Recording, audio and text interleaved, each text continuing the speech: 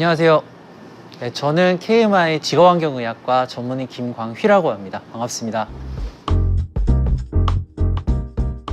폐활량 검사라는 거는 우리가 들여 마시고 내쉬는 거를 반복을 해서 폐활량을 측정하는 검사라고 보시면 될 것 같고요. 노력성 폐활량이라는 것은 우리가 최대한 내쉴 수 있는 폐활량을 이제 뜻하게 되고, 1초간 노력성 폐활량 같은 경우는 힘껏 숨을 내쉬었을 때 1초 동안 나가는 공기의 양을 이제 말하게 됩니다. 그리고 1초율은 그 두 항목의 비를 나타내는 항목입니다.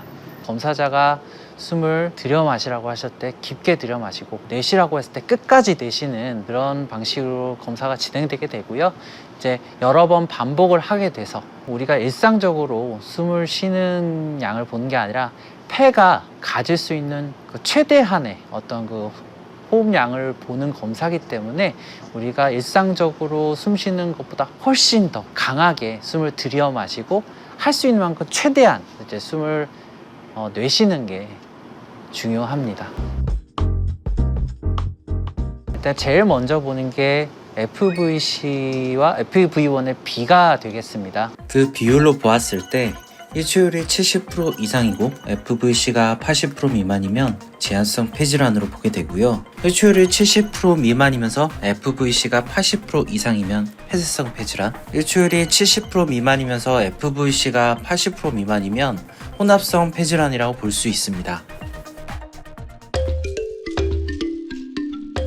폐쇄성 폐질환은 이제 우리가 호흡을 할 때 공기가 들어갔다 나갔다 하는 이제 기도가 있는데요. 그곳이 좁아지면서 공기가 들어갔다 나갔다 하는 게 좀 지장이 생기는 어떤 그런 상태를 뜻하게 되고요. 대표적으로 천식과 만성 폐쇄성 폐질환이 있습니다. 제한성 폐질환은 폐활량 자체가 전반적으로 줄어든 상태를 말하고요. 폐가 딱딱해져서 그 호흡을 하는 양 자체가 충분치 못하게 되는 경우를 말합니다. 대표적으로는 이제 간질성 폐질환 같은 정도가 있을 수 있겠습니다. 혼합성 장애는 폐쇄성 폐질환과 제한성 폐질환이 같이 있는 경우를 뜻하게 됩니다. 폐질환이 있으신 분들 중에 공기가 나가는 기도도 좁아져 있고 폐 자체도 이제 손상을 입어서 딱딱한 어떤 그런 상태로 되어 있는 분들에게 나타나는 경향이고요. 폐질환이 심한 환자분들 같은 경우는 같이 나타날 수 있습니다.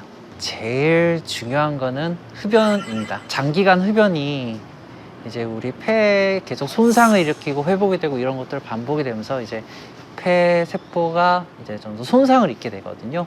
그로 인해서 폐 질환이 나타날 수 있고요. 간혹 일부 분들 같은 경우는 직업적으로 분진이라던가 이제 여러 가지 어떤 폐에 안 좋은 환경에서 일을 오래 하셨을 경우 이런 폐질환이 나타날 수 있겠습니다.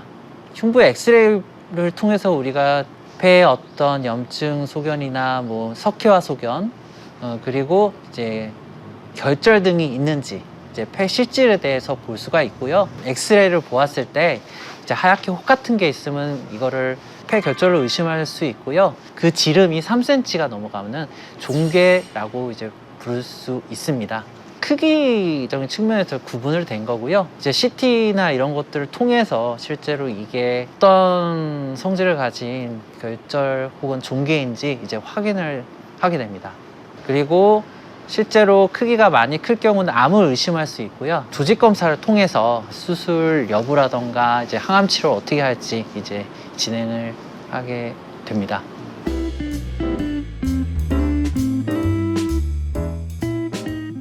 폐질환 같은 경우 손상된 폐는 복구가 되지 않기 때문에요. 직접적으로 치료가 되지는 않고 더 이상 나빠지지 않게 관리를 하는 게 중요하다라고 말을 할 수 있겠습니다.